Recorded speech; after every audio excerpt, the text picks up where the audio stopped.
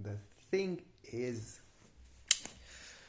इस मंथ का लाइक 25 से लेकर मार्च तक का, कह लो मार्च के एंड तक, आज मेरे ख्याल में क्या तारीख है, 27 है आज, ठीक है। तो इस मंथ में मैंने अपने लिए एक टारगेट रखा हुआ था। जब मैं जर्नलिंग शुरू कर रहा था, एक मंथली टारगेट्स होते हैं, एक वीकली टारगेट्स होते हैं कि मैं इस वीक में क्या करना चाहता हूँ, और फिर it's the basic part of journaling to get things done. सही है। तो मंथली टारगेट मेरा था कि I am gonna finish 2 books. Okay. और मैंने काफ़ी अरसे से बुक रीडिंग भी छोड़ी हुई थी, तो ये टारगेट मैंने इसलिए रखा था ताकि I could get back to book reading again, और and cover most of the things, कि एक अच्छी आदत भी बन जाएगी और सब कुछ हो जाएगा। तो टुडे इज़ द डे मैंने अपनी दूसरी बुक ख़त्म कर ली है। यस। पहली हमारी बुक कौन सी थी? Subtle art of not giving an F, ठीक है। और दूसरी रूमीज डॉटर मैंने बता के शुरू की थी और ये फाइनली ख़त्म हो गई है। तो ग्लैड एंड कंफ्यूज्ड कि what just happened in this book, because ये भी सूफीज़म पे बेस्ड थी and I can not explain what just happened, you can only feel it. लेकिन इसलिए मैंने इस बुक के बारे में कुछ भी ख़ास शेयर नहीं किया, लेकिन सटल आर्ट थी, उसके बारे में मैं जो जो सीखता गया हूँ मैंने साथ साथ बताया। सो अब किस चीज़ की बारी आती है?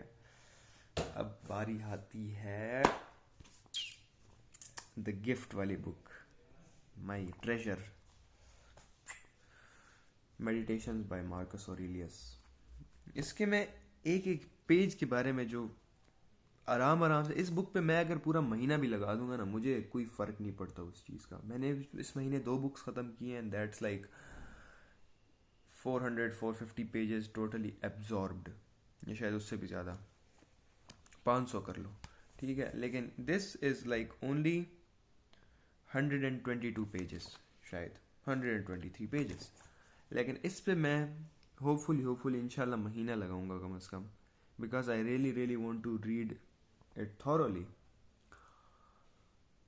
और I am gonna share so much about this.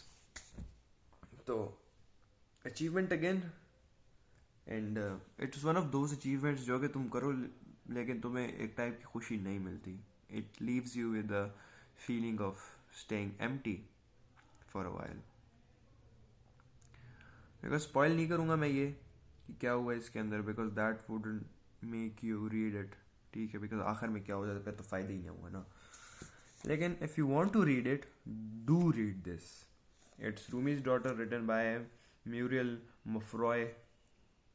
ये अंग्रेज जो है मुसलमानों के बारे में इतनी अच्छी किताबें किस तरह लिख लेते हैं यार, क्या फिट चीज़ है।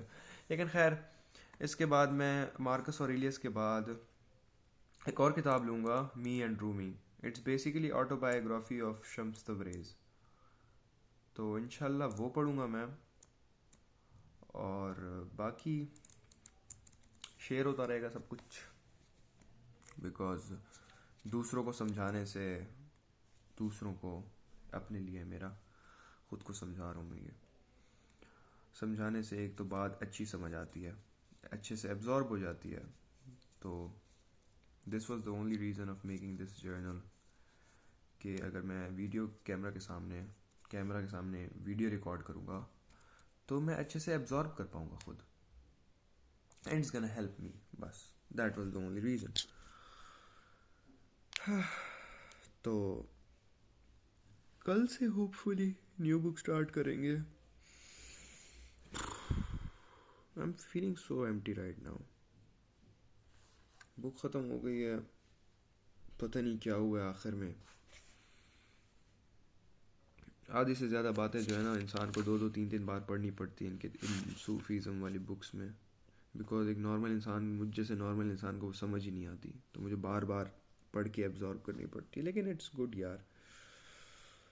अपनी उसके बाद मैं शायद नॉन फिक्शनल भी पढूं, बिकॉज अपना एक टेस्ट नहीं रखना चाहिए, you have to keep discovering things. मेरे पास एक नॉन फिक्शन लिस्ट में पड़ी हुई है, अ साइलेंट पेशेंट, लेकिन मैं उसको कोशिश करूँगा उसको मैं जो है ना 3 4 दिन में ख़त्म कर लूँ, बिकॉज नॉन फिक्शनल पे इतना ज़्यादा टाइम लगाने की कोई ज़रूरत नहीं है, क्योंकि उसमें एब्जॉर्ब तो कुछ करना नहीं होता आपने। उसमें आपने सिर्फ जो है ना थॉरोली उसको पढ़ना होता है, and you have to imagine के व्हाट्स हैपनिंग, विजुलाइज करना होता है उसको। तो लेकिन बाकी जो सेल्फ इम्प्रूवमेंट बुक्स हो गई और नॉन फिक्शन हो गई है ना, इस तरह की चीज़ों को आपको एब्जॉर्ब करना पड़ता है, जिसकी वजह से इन पे टाइम ज़्यादा लगाना चाहिए। और मुझे लगता है मैंने गलत किया काइंड ऑफ, 2 मंथ्स में पढ़ के, एक मंथ में 2 बुक्स पढ़ के, लेकिन it's okay, I absorb most of it. लेकिन चलो खैर देखेंगे। This is it for this, and that was really it. There is no nothing else. पढ़ना है अभी भाई। बाय।